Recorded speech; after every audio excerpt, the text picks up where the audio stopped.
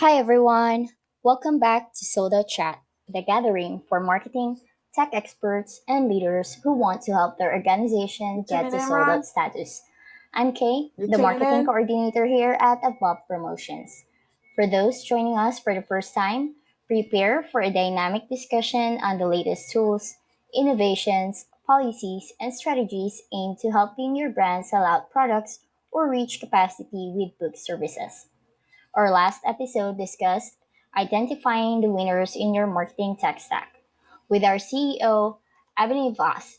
If you missed it, please visit our YouTube channel to replay the dynamic conversation. For today, we're excited to tackle from click to close website insights your business needs. Joining us for this insightful discussion are our talented front end web developers, Doug Walker and Mauzor Ilonzo, alongside our CEO, Ebony Vaz.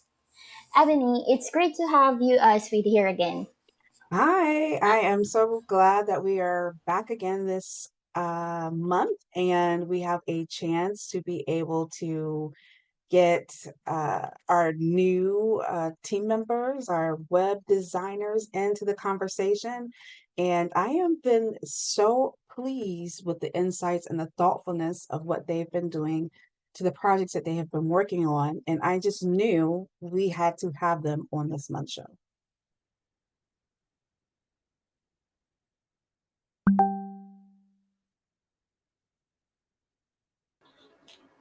Good afternoon. It's a pleasure to be here. All right, so I'm going to jump right Hi. in. So let's talk about website retention. What is actually, you know what? I want to jump questions. Let's talk about what makes a good call to action on a website. Since we're talking about from click to close, what can we expect or what can people do to ensure that they get what they need out of their website? Well, a good call to action requires visibility. It should be able to be noticed as soon as the user enters the page. I find that the best location for a call to action is at the top right of the page, so users won't need to scroll down in order to find it. So, if we're talking about a call to action, do we think we need to like define that a little bit more? So, let me go back and just say everything for your website is something that we want to invoke people to do. When we take a look at a website, I tell clients all the time that websites are like your 24/7 employee. It is your chance to be able to have information processed, information shared, to be able to take sales.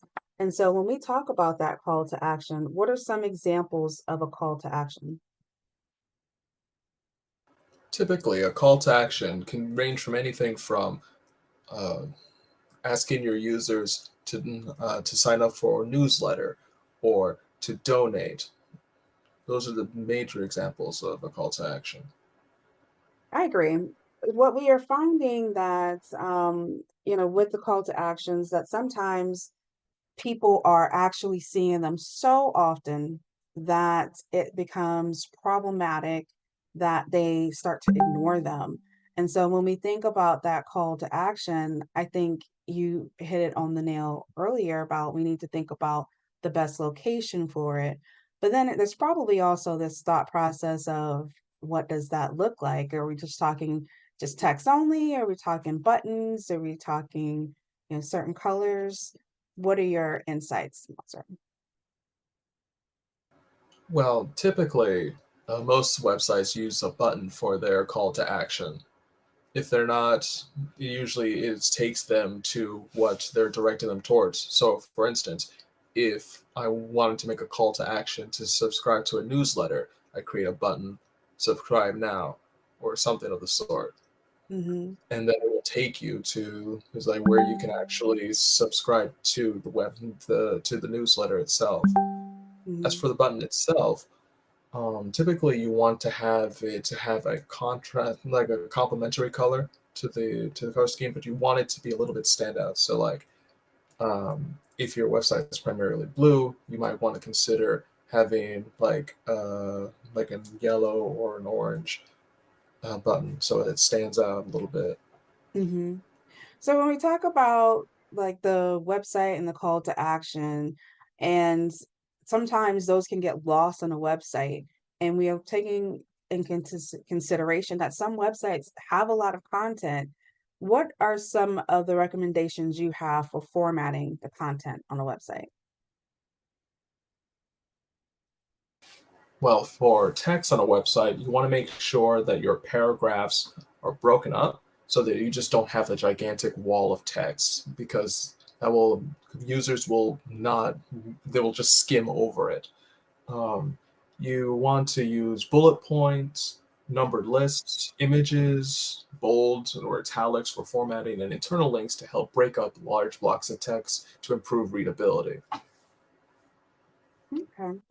So when we think about formatting the content, of course, we talk about text, but I think there's also something to be said about how we format videos and images as well. So when we think about it, most of the time, most people are looking for some type of visual summation of the content that they're looking at. When we think about a website and the format of it, would you suggest that those types of images be throughout the page, on the top of the page, and the lower part of the page? Using an image first and foremost is probably a good way to get your viewers' attention. You might want to put relevant images throughout the body of text if applicable. Sometimes the text doesn't need an image. It's a case by case basis. Hmm. So let's talk about web accessibility. And this is a big thing that I am always always talking about. It's something to where, I tell customers now, I won't do a large or small project if we're not going to address that because there's so many lawsuits going on. So let's talk about some ways that people can make their site more accessible.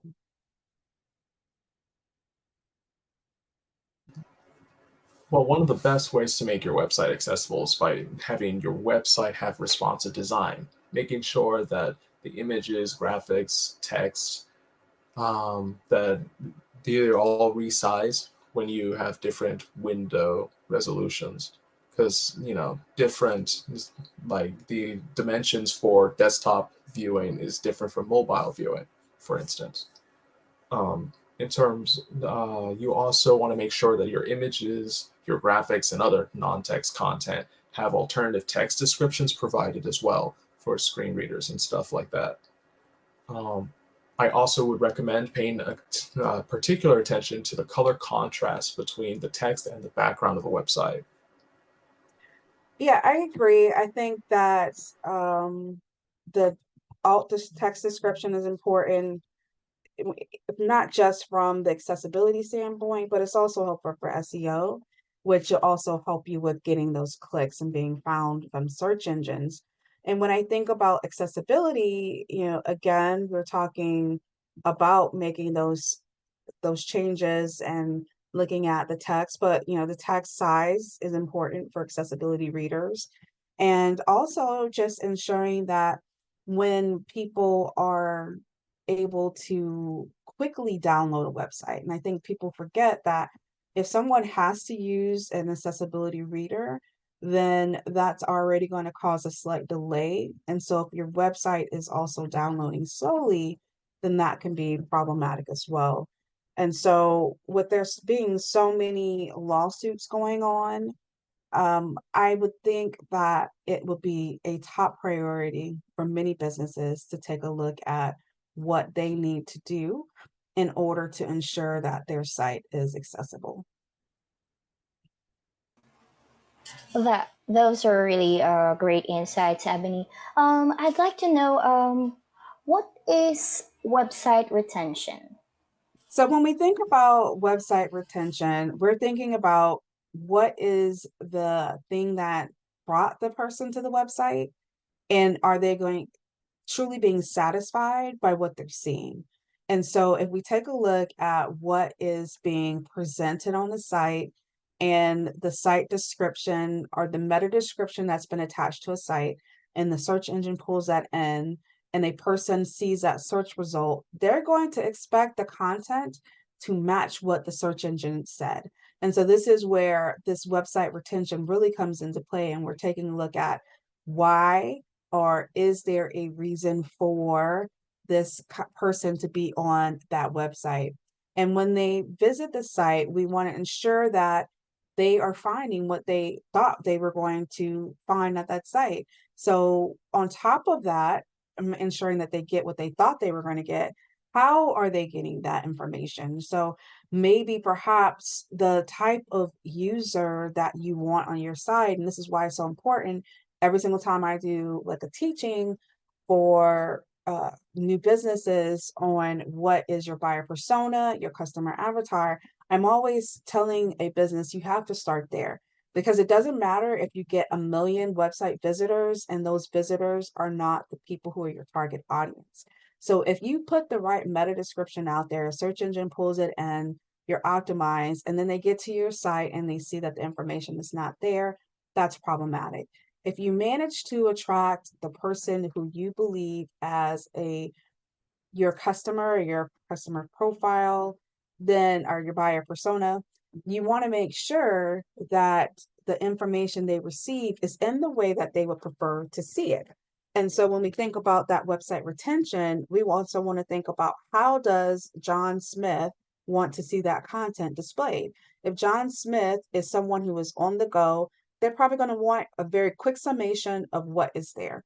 If you are a B2B business, you're not going to want to give John Smith a long summary of all of your content. You're going to want to give John Smith a very quick snippet if that is John Smith's personality.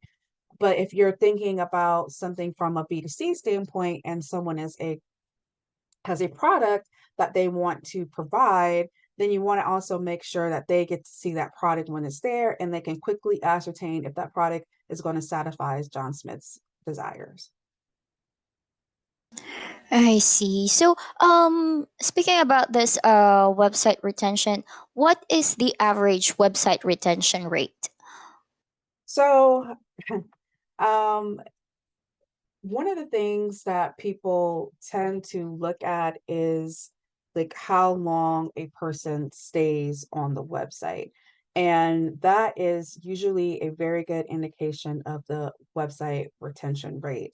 And so when we think about the website retention rate, we're not only thinking about, did that person bounce? That's why we call it a bounce rate. Did they bounce as soon as they jumped onto that page and landed onto that page?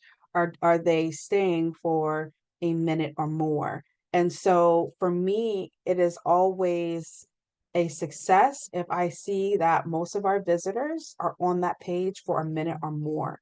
And a minute doesn't sound like a long period of time, but in actuality, it is. That is, if you have someone who is there for a minute, they have probably found something that resonates with them.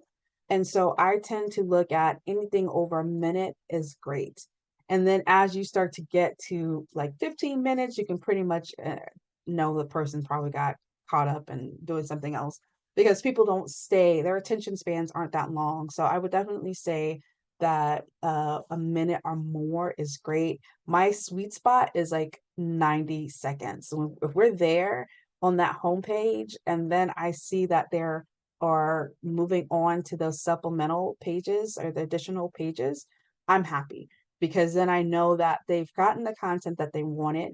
It could be that the timing is not there. It could be that the device, this is why you have to take a look at the website devices that are being used to access the site, because that might also tell you something about the website retention rate. If you, like, Mauzor said earlier, you should have a responsive design. And if you have a responsive design, then you're mobile ready. And if your retention rate is low, it could be because the site's loading too slow. It could be because it's not mobile responsiveness, or it could be like they could have just lost Wi-Fi and they were someplace. So there's a lot of things that go into the website retention rate. But personally, I think anything over a minute is good. But if I'm at 90 seconds on that homepage, I'm very happy. Yes, yes, exactly. A minute is really a lot, especially with me. I really love doing research. So when I see something on a page, in just 1 minute, I've seen what I needed already. So how can one brand increase their website retention rate? And so, one of the ways that you can do that is I like to actually always go back to like some very strong principles of website design. And when we have like the website audit checklist that we do, I like to take a look and see um, that those things are being addressed. Because if you are going through that checklist, you're looking at the header sizes, you're looking at like the type of content, what is being put there, then I think that that gives you a really good way to increase your website retention rate. Videos, audio, anything that can summarize for a person very quickly is going to help you to help increase that website retention rate. Making sure that you have all of the information that's there, that the site is easy to be able to be navigated. I think those are some of the things that are definitely helpful for website retention rate. And actually, I think because I realized I've just been chatting away. So I want to like prolay my response into a question for Mauzur because I feel like website retention rate can be achieved if you know like what you should not have on your site. Like, so what are some things that could probably be helpful for people to remove from their site, Mauzur? Uh, I have a little bit of a hot take. Removing hot slideshows or image carousels from your websites if you're using them to convey information. I know a lot, it's very tempting to use them as tools to save space and to have more information, but the studies have shown that users won't usually don't see past the first few slides when they're first viewing your site. So you're effectively hiding that information from them. If one of those slides has a call to action, then it might as well not be there. Hmm.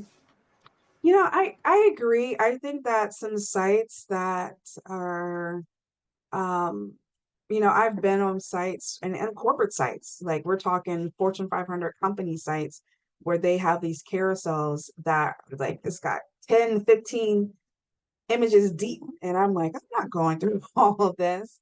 I do see where some people may not have video that they may use that as a way to create movement. I definitely wouldn't want to see anybody's website have more than three. That's for sure. But I agree. It can get pretty excessive. So are there any? I, Oh, go ahead, Kate. I agree as well because someone who always do research, like whenever I see a website that shows me slideshows, I'm like, okay, no, not this one, because it takes so long before it would show me the information that I need, so it's a no-go.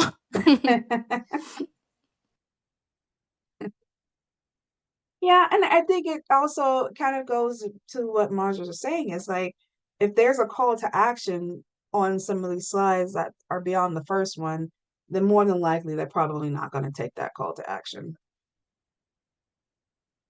Right, right. So how do I get more people to see my site if I like after doing all these things like removing elements, making my website more accessible? How do I get more people to see it?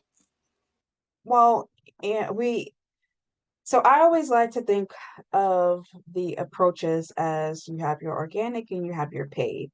And people like to think organic, like it'll just happen. No, like organic, like you have made every intent, you have put all these practices into place so that way someone can find you, even if you're not running a paid campaign. And so when I think about let's make sure that we have like a proper menu, make sure that we have proper titles, the meta description is right, the titles, the URLs are right. When we get past some of those SEO things that help you to be found organically when you're not running a paid campaign. The other thing is to take a look at, um, let's say, do a paid campaign. I will say that another way to be organic is, of course, to do backlinks. And that can come through the way of website directories. It can come the way of business directories. It can come the way of being in news articles and being linked back to your site. And don't be afraid to ask if you get interviewed, will the media outlet put it online?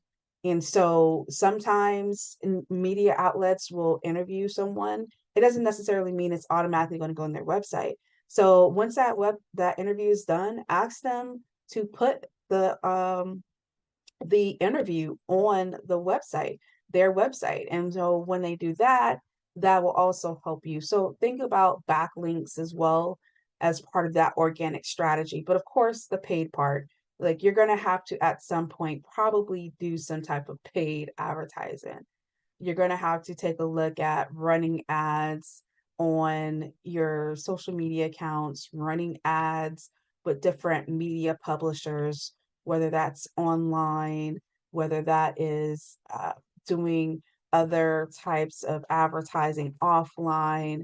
So you're going to want to make sure that you do that. But the other thing is when you're doing those types of advertising, always ensure that you are doing unique URLs for those ads so you can see where that traffic is coming from. I know Google Analytics does a pretty good job of being able to pull in some of that information. Facebook and Twitter have their pixels you can put on their website that can pull in that information. But we want to be able to really take a look at how we can utilize organic and paid.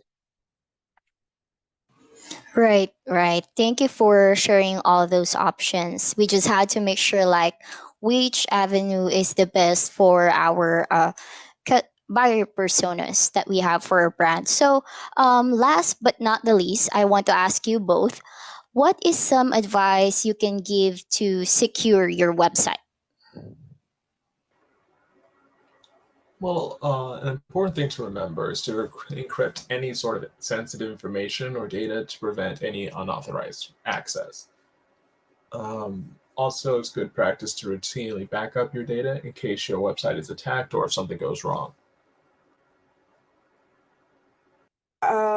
I'll definitely add on to that for sure. I think that when we think about securing the site, sometimes you may want to collect um, email addresses. You may want to actually sell a product online, and you want to make sure that uh, you have the capability, if you wanted to actually process a payment on your own on your site.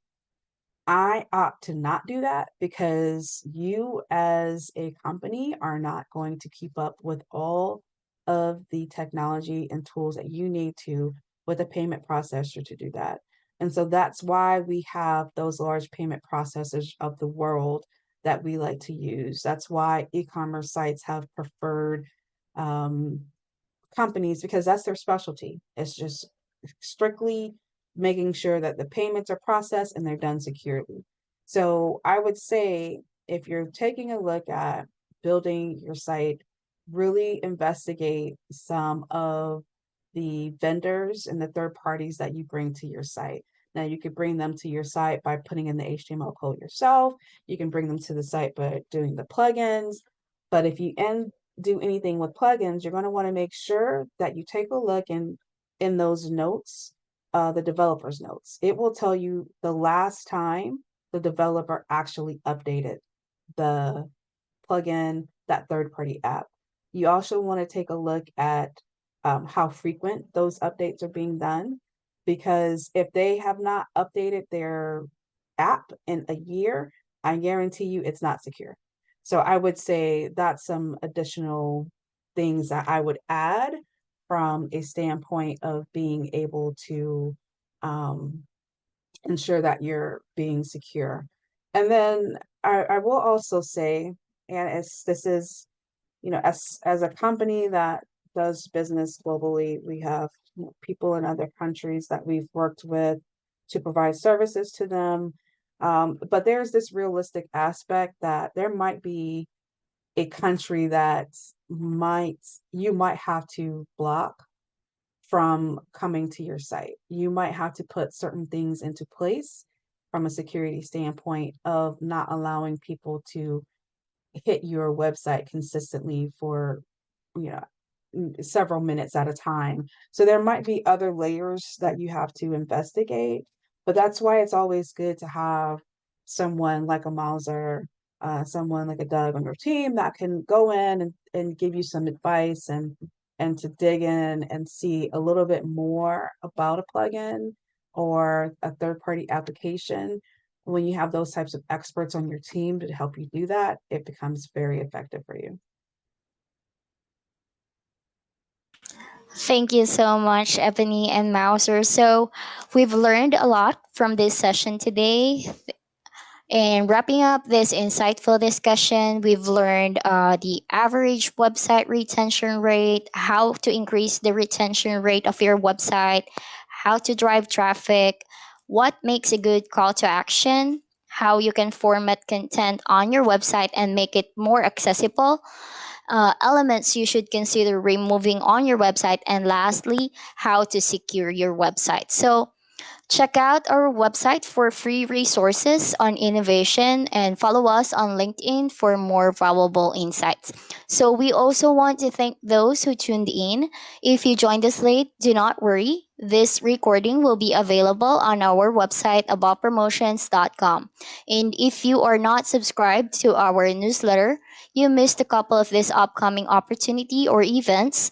On April 24, please check out our booth at the Hillsborough County's Open Doors Forum, where small businesses get in on government contracts. So until then, keep innovating and achieving new heights. Thank you.